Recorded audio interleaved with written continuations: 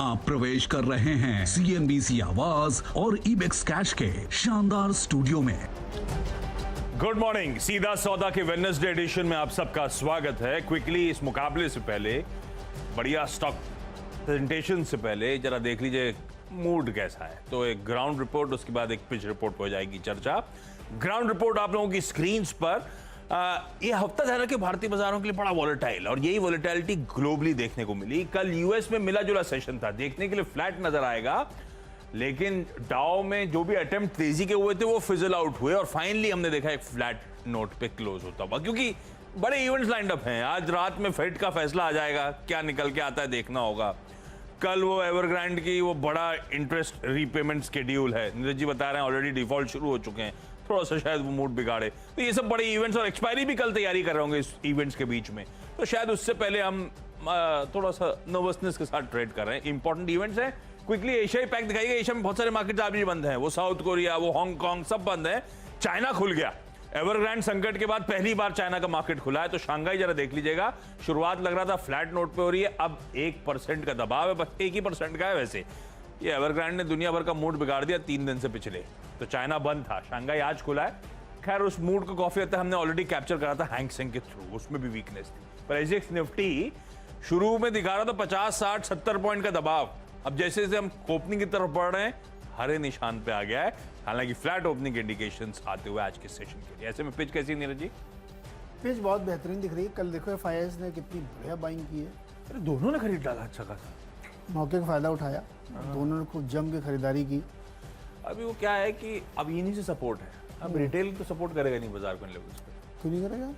वो एक IPO खोला है, हमने पहले दिन ही 35 गुना सब्सक्राइब कर फिर अरे पैसा तो चला गया ना। अभी तो 2 दिन और बचे। अरे एप्लीकेशन तो 15,000 वाली होगी। गुना तो उसमें ही हो जाएगा।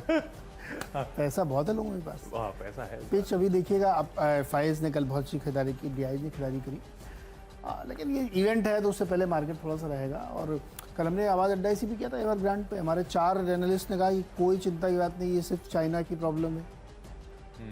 थोड़ा सा इफ बट वो लगा रहे थे, लेकिन उनका मानना था कि ये बहुत ही लोकलाइज्ड लेमन एमन से जोड़ने की कोई लॉजिक ही नहीं बैठता। देखिए लीमन 2008-9 का केस है, और उसका जो $600 बिलियन का जो डिफॉल्ट है उसका तो आधा है ये। और ऐसे डेरिवेटिव प्रोडक्ट जो बाजार को समझ में ही नहीं आए थे। इन्फ्लेशन एडजस्ट करो तो और कम बनता है ये। और दूसरा ये कि चाइना चाहता भी है कि ये डिफॉल्ट करे, क्योंकि वो उनके यहाँ क्लीन अप चल रहा है, उन्होंने शैडो बैंकिंग को एकदम ठोक दिया कि नहीं। क्लीन अप क्लींजिंग चल क्यों नहीं है मुझे इतना एग्रेसिवली समझ में नहीं आ रहा, लेकिन हो रहा है क्लीन अप, शेक आउट है लिटरली। तो कमोडिटीज प्राइसेस में कुछ इम्पैक्ट आ सकता है अगर ये डिफॉल्ट गया। हालांकि दो बैंकों को डिफॉल्ट हो चुका, ऑलरेडी शुरू हो चुका है, कल से शुरू हो चुका है। लेकिन उसका बहुत ज़्यादा ऐसा नहीं होगा। असली खेल फेड को देखिए आप, मैंने कल भी कहा था कि ट्रिगर है नहीं है, रीज़न नहीं है, ये ट्रिगर है। ये एवरग्रांडे गिरावट का जो परसों था, रीज़न होगा फेड। और फेड में वो तारीख सुनना चाहता हूँ मैं कि जिस तारीख से आप बॉन्ड बाइंग कम करना शुरू करेंगे। वो दिसंबर में होगा, नवंबर में होगा। पोजीशनिंग ऐसी हो रही है कि एक बार फेड का जो भी आउटकम आए, एक बार वो इवेंट टला तो मेरे को लगता है वापस हम अच्छे दिन देखेंगे। मुझे लगता है डेट के बाद भी जो है ना, एग्जैक्टली आप एक बार बता दो मुझे क्या करना है। बाजार को अनसर्टेनिटी पसंद नहीं है। एक बार सर्टेनिटी आ जाए उसके बाद मुझे लगता है चाल रिज्यूम होनी चाहिए, होपफुली होनी चाहिए। तो ये बिल्कुल सही करो आप। तो अब मतलब चूंकि ये पूरा इवेंट जब तक नहीं बीत जाता तब तक मार्केट एक दबाव में रहेगा, प्रेशर में रहेगा, और स्टॉक स्पेसिफिक अप्रोच बनाना चाहिए। अब देखिए कल 400 पॉइंट जाके डेज लो पे यूएस बंद हुआ, तो लोग रिस्क नहीं लेना चाहते, तो चाहते इवेंट बीत जाए उसके बाद देखेंगे। इंडियन मार्केट पे भी लगभग आपको वैसा ही दिखेगा। ब्रॉडर मार्केट हमको लगता है इंडेक्स लेवल पे वीकनेस रहेगी, स्टॉक पे तेजी रहेगी। देखते रहिएगा, एक बार इवेंट प्ले आउट हो उसके बाद देखते हैं निफ्टी बैंक किस गस्टो के साथ लौटता है। मेरी तो नजर वहां पे बनी हुई है। टोरेंट पावर पहला स्टॉक, वैसे लार्जली का मेरे ख्याल से सारे के सारे बल्लेबाजी हैं टीम में। टोरेंट आज ये करा है, कल थोड़ा एग्रेसिव बैठ रही थी, मेटल में तेजी की बात करी, लकीली वो आ गई। आज थोड़ा सा न्यूज का तड़का, खबरों का तड़का रख रहे हैं, और ये वो 20 स्टॉक्स हैं जो आप अपनी स्क्रीन पे ऐड जरूर कर लीजिएगा, अपनी स्टडी भी करिएगा, इन स्टॉक्स को रेड रखिएगा आज के ट्रेडिंग सेशन के लिहाज से। टोरेंट पावर एक्विजिशन की खबर है बढ़िया सी। इस कंपनी ने CESC से सूर्य विद्युत में 100% स्टेक एक्वायर कर लिया। 156 मेगावाट का विंड पावर प्लांट्स हैं गुजरात, MP, राजस्थान में। बढ़िया लॉन्ग टर्म PPAs है रिस्पेक्टिव स्टेट गवर्नमेंट्स के साथ। 790 करोड़ की एंटरप्राइज वैल्यू पे हुआ है। और अब टोरेंट पावर बहुत स्मार्टली वो गैस, रिन्यूएबल, कोल का बढ़िया पोर्टफोलियो मिक्स बना रहा है। रेड आप रखेंगे इस कंपनी को। एमतार टेक्नोलॉजीज अच्छी कंपनी, हमेशा मेंशन करता हूं। ऑफ आइस ट्रेड करिए, हालांकि ऑफ आइस ट्रेड होने के बाद अब लोअर लेवल से बढ़िया रिकवरी भी अंडरप्ले हो रही है एमतार में। ध्यान रखिए अपने साल के हाइस की तरफ बढ़ रही है, जो शायद 1550 रुपए के आसपास है। इसको मंजूरी मिल गई है, इसके तेलंगाना यूनिट को 100% EOU करार दे दिया गया है। अच्छी खबर है। 1435 के लेवल्स। केईसी इंटरनेशनल कुछ दिन पहले इनकी टीम में था, तब वो बढ़िया सा एक्विजिशन था, और एक्विजिशन में वो फाइनेंशियल्स देखिए, उस कंपनी के ऑर्डर बुक देखिए, और जिस ईवी पे लिया था लग रहा था बड़ा अट्रैक्टिवली प्राइस वो एक्विजिशन करा है। अब फिर खबर एक और आ गई बढ़िया वाली। केईसी इंटरनेशनल ने ऑर्डर्स बैक करें 1157 करोड़ रुपीस की। कुछ दिन पहले एक और ऐसी खबर आई थी ऑर्डर बैक करने की। केईसी इंटरनेशनल वो स्टॉक है जो लंबे अरसे से, मेरे ख्याल से फरवरी ऑनवर्ड्स एक रेंज में सिमटता हुआ नजर आया। इन खबरों के बीच में मैं होप कर रहा हूं कि इस रेंज से बाहर निकला। एक बार निकला तो बढ़िया मूव केईसी में। एमतार पे अटक गया मामला। डॉक्टर साहब केईसी क्यों नहीं दिखा रहे हैं? अभी उनके पास एमतार पे फोकस करना चाहते हैं। केईसी इंटरनेशनल, तो केईसी में खरीदारी। ये 3 स्टॉक हैं जो बाय करके चलेंगे। ओके चलिए। अच्छा केईसी याद रखिएगा, दिखा नहीं पा रहे हैं वो। शुरुआत के 3 स्टॉक में बताता हूँ जल्दी जल्दी, जिससे समय है। शोभा, प्रेस्टीज स्टेट और ओबराय रियल्टी। बेंगलोर वाली खबर तो सुबह बता के गई है हर्षदा कि वहाँ पे ड्यूटी में थोड़ा सा रिएक्शन दिया है कि 2% कम होगी। 45 लाख। अब बेंगलोर में 45 लाख में लग्जरी मकान मिलते हैं। मुंबई थोड़ी 1 करोड़। हाँ, कल लोग सवाल उठा रहे थे। मेरा मन कर रहा था कि बेंगलुरु के रेट आप बॉम्बे के हिसाब से देखोगे तो सब मामला गड़बड़ा जाएगा। बहुत सस्ता है वहाँ पे मामला। 50 लाख के आसपास। यार क्या दिल्ली में भी बहुत सस्ते हैं यार। वही तो एक मुंबई सब गड़बड़ मामला है। तो मैसिव गेन होने वाला है इनको।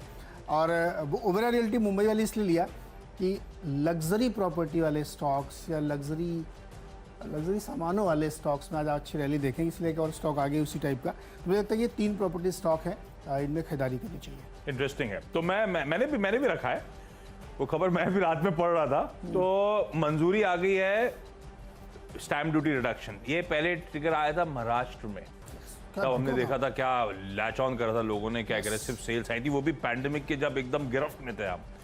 ये बेंगलुरु की तरफ से अच्छे अपडेट्स आते हुए, तो बेंगलुरु मतलब कर्नाटक की तरफ से, सॉरी। तो 3 कंपनीज जिनका वहां पे एक्सपोजर और रिलेटिवली अननोन, जो नोन कंपनी इन्होंने मेंशन कर दी। तो रिलेटिवली अननोन कौन सी है? पहला जरा स्क्रीन पे दिखाइएगा, Puravankara. Puravankara one of the top builders है बेंगलुरु का।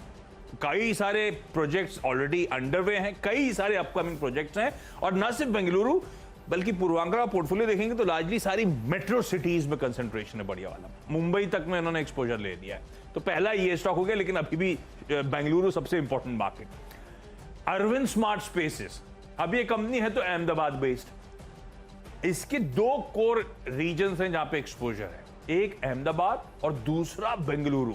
मेरे ख्याल से कई सारे प्रोजेक्ट्स एक साथ बेंगलुरु में चल रहे हैं, और ये सब वो कंपनी जिनको मैं एक्सपेक्ट कर रहा हूं उस ब्रैकेट में का फायदा उठाती हुई नजर आएंगी, इसीलिए इनको लिया है। तो अरविंद स्मार्ट स्पेसेस, और यहीं डिपेंडेबल भी उतार देता हूं। डिपेंडेबल है कोलते पाटिल। कल मैंने कहा था प्रूडेंशियल ने, आम ने स्टेक लिया, 5 लाख शेयर्स खरीदे थे, अच्छी खबर थी, स्टॉक आउट परफॉर्म कर रहा था। लेकिन ध्यान रखें कोलते पाटिल के लिए बहुत अच्छी खबर है। कोलते पाटिल है तो पुणे बेस्ड कंपनी, पर इसका पोर्टफोलियो जैसे उसका अरविंद स्मार्ट स्पेसेस का अहमदाबाद और बेंगलुरु का गेम है, ये पुणे और बेंगलुरु का है, और इसके भी कई सारे प्रोजेक्ट्स बेंगलुरु में है। उसके बाद इसने मुंबई में एक्सपोजर लिया। तो कोलते पाटिल असल में 3 सिटीज में फैला हुआ है। तो बेंगलुरु वाले कोर प्रोजेक्ट जहां पे उन स्टॉक्स को मेंशन कर रहा हूं जिनको शायद इसका फायदा होगा। 331 के टारगेट्स उसका भी तो है, उसका सुबह के थ्रू है ना, तो आपने मैंने देखा कि वहाँ पे कोई हल्ली करके मोहल्ला है जो भी नया डेवलप हो रहा है। 39 लाख में ढूंढ रहे थे कल बेंगलुरु वाले। नहीं, फटाफट 3 अगले स्टॉक। न्यूक्लियस सॉफ्टवेयर, शुक्रवार को बायबैक पे बोर्ड बैठक है। तो न्यूक्लियस सॉफ्टवेयर, अभी ऐसी जब खबरें आती हैं तो तेजी बन जाती है। सूर्या रोशनी, इन्होंने 42 करोड़ का एक ऑर्डर हासिल किया, कहाँ से? Greater Noida industrial development authority से LED लाइट लगाएंगे, तो उस पर ध्यान रखिएगा। और 6th स्टॉक डिपेंडेबल है टाइटन। मुझे लगता है टाइटन में ध्यान रखिएगा कि फेड की बैठक के गोल्ड बढ़ रहा है, और ये चल रहा है पितृपक्ष। तो इतने दिन तक तो कुछ जो ट्रेडिशनल लोग होते हैं वो बाई कम करते हैं, उसके बाद एकदम से बाइंग शुरू होगी, क्योंकि नवरात्रि, फिर दशहरा, दिवाली, न्यू ईयर, झड़ी लगेगी फेस्टिवल की। दशहरा से याद है छुट्टी अगली वहीं पे, उससे पहले कोई छुट्टी नहीं, 15 तारीख पर। तो लग्जरी वाले स्टॉक मैंने इसलिए कहा था क्योंकि ये सब फंडामेंटल रीजन के साथ साथ आज वीनस बहुत प्रभावी है, तो इसलिए इस तरह के स्टॉक चलेंगे। मतलब एस्ट्रो फंडा टेक्नोकॉल, यस, एस्ट्रो फंडा टेक्नोकॉन, ये सही है, ये सही है। तो क्विकली छोटा सा ब्रेक के उस पर अगले दो स्टॉक्स पर बातचीत।